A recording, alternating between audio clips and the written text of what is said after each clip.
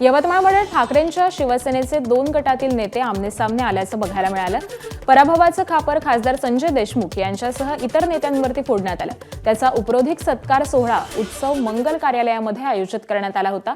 माजी विधानसभा प्रमुख संतोष ढवळे यांच्यासह कार्यकर्त्यांनी कार्यक्रमाचं आयोजन केलं होतं। मात्र माहिती जिल्हा प्रमुख संपर्क प्रमुखांना मिळाली आणि त्यानंतर त्यांनी थेट मंगल कार्यालय गाठत सभा उधळून लावली आहे। तसंच साहित्याची तोडफोड केली आहे। त्यानंतर दोन्ही गटाच्या कार्यकर्त्यांमध्ये बाचाबाची झाल्याचंही पाहायला मिळालं।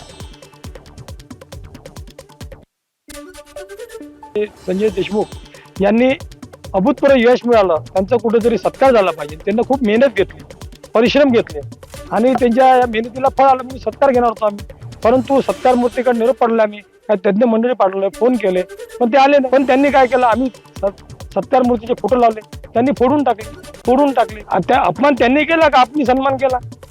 ते आता वंदनीय बाळासाहेब ठाकरेच्या मातोश्री आणि उद्धव साहेबांनी ठरवलं पाहिजे। संतोष ढवळे नावाचा गद्दार शिवसेनेतून निघून गेलेला आहे।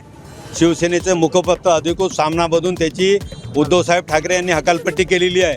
त्यांनी या नगरपरिषद झाल्या नुकत्याच निवडणुकीत नगराध्यक्ष आणि नगरसेवकाच्या विरोधात पंजाचा प्रचार करून त्यांनी शिवसेनेच्या सीटा पाडल्या, शिवसेनेचं नुकसान केलं। अशाला पक्षानं हकालपट्टी झालेली आहे। आता गट राहिलेले नाही आणि आज उपरोधिक सत्कार करण्याचा कार्यक्रम त्यांनी खासदाराला ठेवला होता। खासदाराचा फोटो लावण्याचा नाही, त्याचे पाय पकडण्यासुद्धा हरामखोराचा अधिकार नाही। आज तो कार्यक्रम आम्ही उधळून लावला आहे। गद्दार सैनिक आहेत, गद्दार झाले आणि वरून एकनिष्ठ म्हणता।